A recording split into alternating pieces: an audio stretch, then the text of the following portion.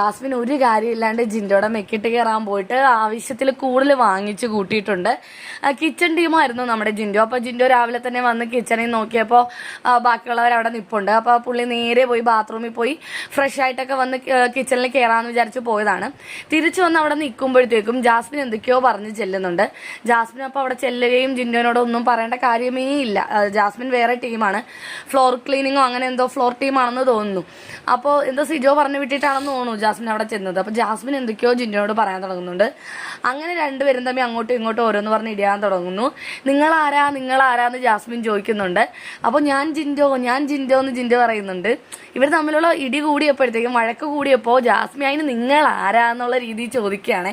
അപ്പോൾ വളരെ രസകരമായി ഞാൻ ജിൻഡോ എന്നുള്ള രീതിയിൽ ജിൻഡോ റിപ്ലൈ കൊടുക്കുകയാണ്.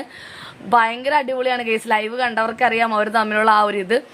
എന്നെ എടാപോടാന്നൊന്നും നീ വിളിക്കാൻ പറ്റത്തില്ല എന്നൊക്കെ ജിൻഡോ പറയുന്നുണ്ട്. ഇല്ല, ഞാൻ എടാപോടാന്ന് വിളിക്കല എന്ന് പറയുന്നുണ്ട്. അതുപോലെ ഈ തേങ്ങ ചക്ക മാങ്ങ എടുത്ത ഇങ്ങനത്തെ വർത്താനേ വരുള്ളൂ, അതൊന്നും പറയാൻ പറ്റില്ലെന്ന് പറയുന്നുണ്ട്. എടാപോടാന്നൊന്നും ഞാൻ വിളിക്കത്തില്ല, പക്ഷെ തേങ്ങ ചക്ക മാങ്ങ അതിനൊക്കെ ഇപ്പം എന്താ കുഴപ്പം, അങ്ങനെ പറഞ്ഞാൽ എന്താ കുഴപ്പം എന്നൊക്കെ ജാസ്മിൻ ഇങ്ങനെ ചോദിച്ചുകൊണ്ടിരിക്കുകയാണേ. എന്താണെങ്കിലും നമ്മുടെ മറ്റേ ജാസ്മിൻ എപ്പോഴും ജിൻഡോ കാക്ക എന്ന് വിളിക്കില്ലേ, അത് പുറത്ത് ഭയങ്കര വൈറലായി ട്രെൻഡിങ് ആയ സാധനമാണല്ലോ. അതുപോലെ നിങ്ങളാരാ, ഞാൻ ജിൻഡോ, ചിലപ്പോൾ അതും വൈറലാവാനുള്ള ചാൻസ് ഉണ്ട് ഗൈസ്.